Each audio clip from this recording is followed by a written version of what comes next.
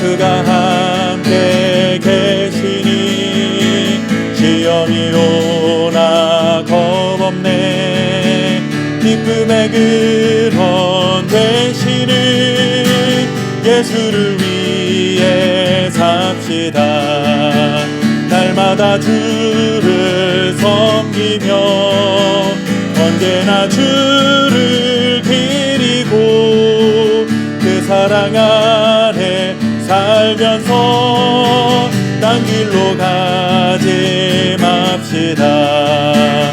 이 세상 사는 동안에 주 이름 전파하면서 무한한 복락 주시는 예수를 위해 삽시다. 날마다 주를 섬기며 언제나 주를 기리고 그 사랑 안에 살면서 딴 길로 가지 맙시다. 이 세상 친구 없어도 예수는 나의 친구니 불의한 일을 버리고 예수를 위해 삽시다. 날마다 주를 섬기며 언제나 주를 기리고 그 사랑 안에 살면서 딴 길로 가지 맙시다. 주께서 심판하실 때 잘했다 칭찬하리니 이러한 상급 받도록 예수를 위해 삽시다.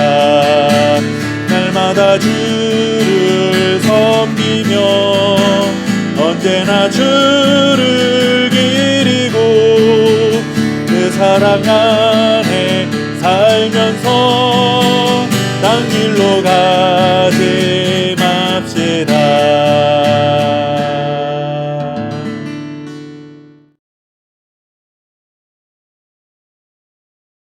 이에 모든 이스라엘 자손이 단에서부터 브엘세바까지와 길르앗 땅에서 나와서 그 회중이 일제히 미스바에서 여호와 앞에 모였으니 온 백성의 어른 곧 이스라엘 모든 지파의 어른들은 하나님의 백성의 총회에 섰고 칼을 빼는 보병은 40만 명이었으며. 아멘. 죄를 지은 범죄자를 처벌하기 위해서는 재판이라는 과정이 필요합니다.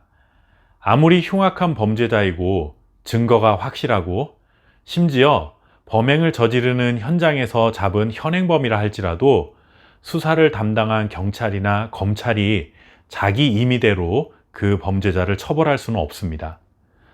범죄 사실을 가지고 재판에 넘겨야 하죠.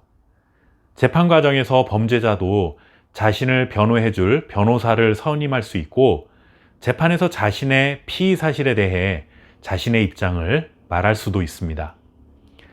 이런 제도를 마련한 것은 아무리 범죄자라 하더라도 공정한 재판을 통해 시시비비를 정확하게 가리기 위함입니다. 어떤 재판도 피해자의 말만 듣고 결론을 내리지는 않습니다. 가해자에게도 자신을 변호할 수 있는 기회가 있습니다. 재판관은 양쪽의 말을 모두 다 듣고 난 후에 어느 쪽이 진실인지 분별해야 하고 거기에 합당한 처벌을 내려야 하죠. 이것이 우리가 생각하는 일반적인 정의입니다. 그런데 레위인의 처백에 음행을 한 기브아 사람들에 대한 이스라엘의 판결은 그런 과정이 없이 진행이 되고 맙니다. 레위인이 사체가 되어 돌아온 아내를 12토막을 내어 이스라엘 12지파에게 보내자 모든 이스라엘 자손이 일제히 미스바에 모여서 회의를 엽니다. 이들도 이런 충격적인 사건으로 인해 매우 흥분한 상태였습니다.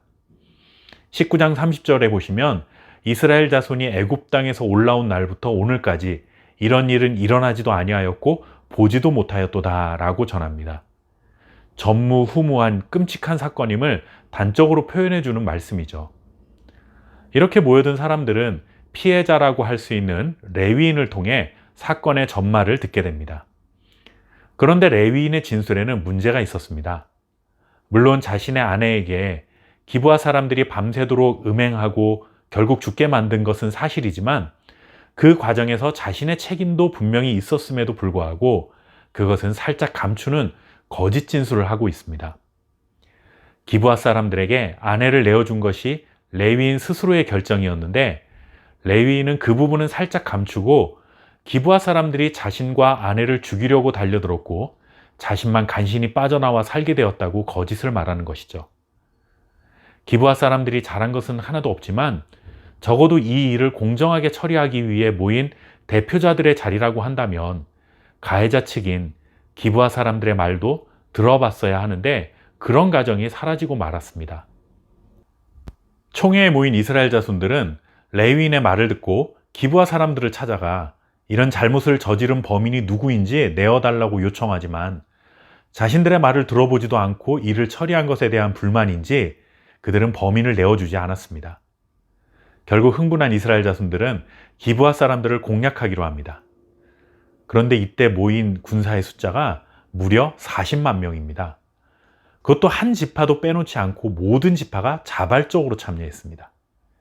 그동안 사사기에서 이스라엘이 이방인들과의 전쟁에서 단 한 번도 이런 용맹한 모습을 보인 적이 없는데 동족을 공략하는 일에는 이렇게 앞장서서 마치 자신들이 정의를 올바로 세우는 선구자인 양 의기양양한 모습을 보이고 있는 것입니다. 개인적인 복수를 위해 매우 자극적인 방법을 동원하고 거짓 진술까지 하면서 자신에게 유리한 상황을 만든 레위인이 과연 정의롭다고 할 수 있을까요? 그리고 그렇게 정의롭지 못한 이유와 방법으로 시작된 이 이스라엘의 총회가 과연 정의로운 회의라고 할 수 있을까요? 이미 이 사건에서는 어느 누구도 정의를 입에 담을 수 없는 상황이고 이스라엘에는 이미 정의가 사라져버린 공동체가 된 것입니다. 그러니 자극적인 일에 흥분하기만 하는 것이죠. 정의가 사라져버린 공동체는 속된 말로 목소리 큰 놈이 이긴다는 논리가 통하게 됩니다.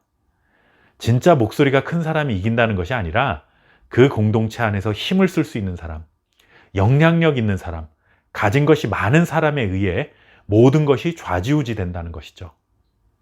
오늘날 우리의 모습, 교회의 모습을 떠올려 봅니다. 기브아 사람들처럼, 레위인처럼, 이스라엘의 총회에 모인 자들처럼 음란하고 거짓되고 잔인하지는 않을지 모르지만 우리는 정말 정의에 따라 살아갑니까? 아니면 목소리 큰 놈에 따라 살아가는 자입니까? 교회만큼은 하나님의 정의가 살아있어야 하는데 교회도 세상처럼 힘있는 자들이 주목받고 부한 자들이 와서 대접받는 그런 공동체가 되고 있지는 않습니까? 그런 힘있는 자들, 가진 자들의 목소리에만 귀를 기울이고 가진 것 없는 힘없는 자들의 목소리에는 아무도 귀를 기울이지 않는다면 과연 그런 공동체에 정의가 살아있다고 할 수 있을까요?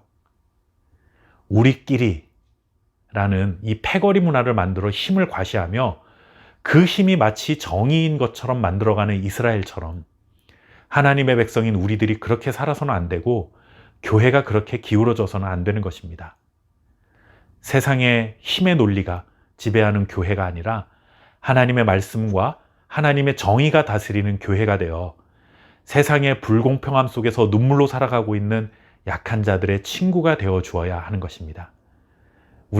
그리고 우리가 속한 교회 공동체가 그렇게 되어질 수 있기를 함께 기도하며 하나님의 뜻을 구해 볼 수 있기를 바랍니다. 감사합니다.